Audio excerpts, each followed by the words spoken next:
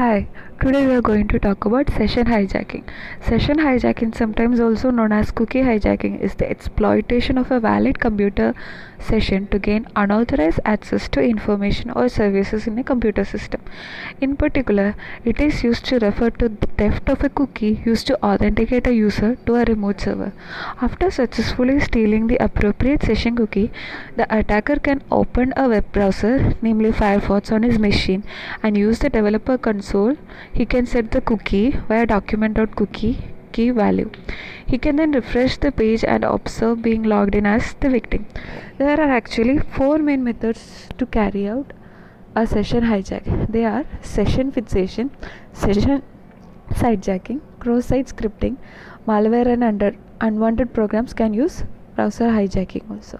So, session fixation. In session fixation, where the attacker sets a user's session ID to one known to him, for example, by sending the user an email with a link that contains a particular session ID. The attacker now only has to wait until the user logs in. The second method is session sidejacking, where the attacker uses packet sniffing to read network traffic between two parties to steal the session cookie. It allows him to impersonate the victim even if the password itself is not compromised. Cross-site scripting, where the attacker tricks the user's computer into running code which is treated as trustworthy because it appears to belong to the server, allowing the attacker to obtain a copy of the cookie or perform other operations. The next method is like malware and unwanted programs can use browser hijacking to steal a browser's cookie files without a user's knowledge and then perform actions without user's knowledge. So I am going to demonstrate a cross-site scripting using a webgoat.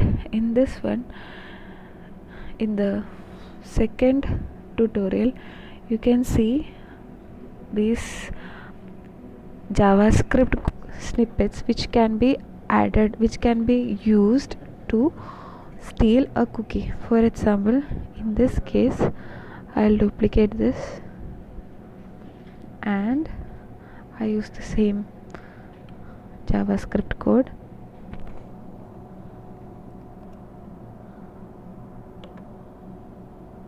And I paste this here. I can say JavaScript is code. Write it here. When I do this, I get the session ID. So I can copy this.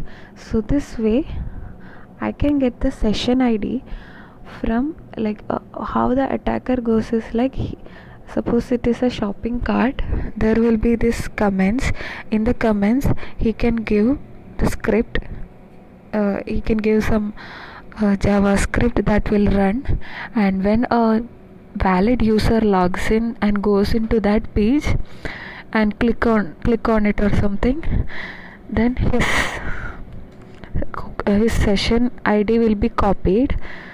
Like I can create a JavaScript script snippet that will actually take me somewhere else and store this valid user's session ID somewhere, and later on I can use this session ID as I previously mentioned.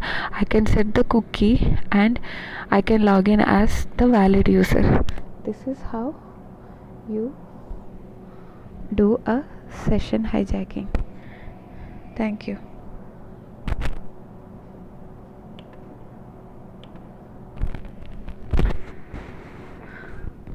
Ashish.